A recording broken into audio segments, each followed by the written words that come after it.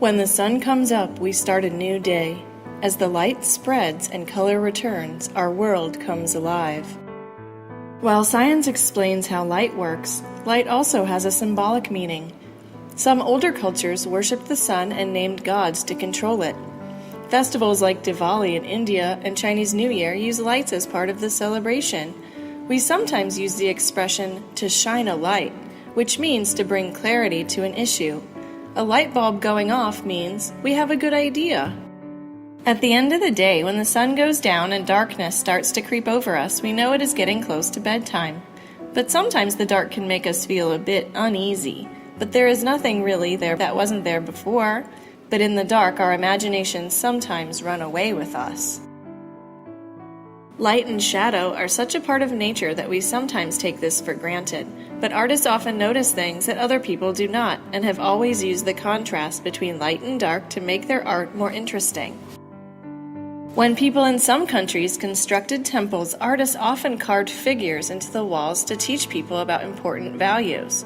These carvings are called reliefs, and they use a light and shadow to make the figures stand out. In Indonesia, performers use shadow puppets to tell stories. Many cathedrals in Europe use stained glass windows to create a feeling of holiness. Like magicians, some visual artists use light and shadow to help create the illusion of 3 dimensions in their paintings and drawings. By using shading and contrast, these artists can create the feeling of volume and drama.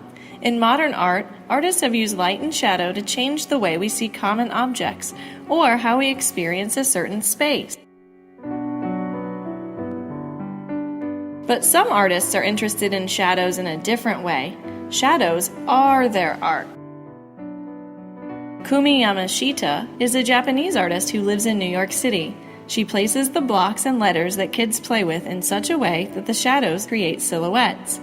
She also has an original take on the Japanese paper folding art of origami, using folds which create shadows that look like faces.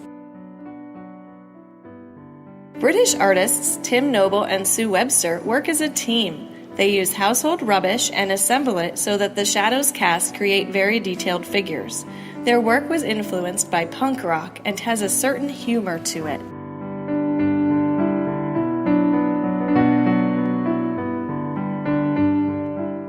Rashad Alabarov is from Azerbaijan. He uses semi-transparent objects which make color in the shadows they cast.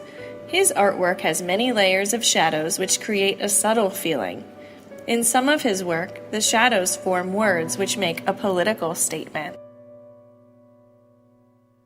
Belgian artist Fred Eerdekens explores the relationship between the material, light, and words. Sometimes the meaning of the object and the words don't quite fit together, and this separation creates a whole new meaning in the artwork.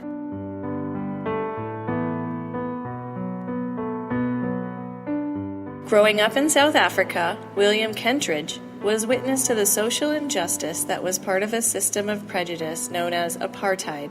He made drawings and prints, but also makes films where he uses real people and shadow puppets projected onto his drawings.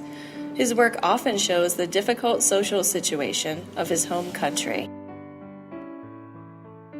When something is not clear, we say it is hidden in the shadows. A shadow is something we can see, but not touch, which gives it a mysterious quality. These artists use materials that create art that can be seen but has no form of its own, itself a bit mysterious.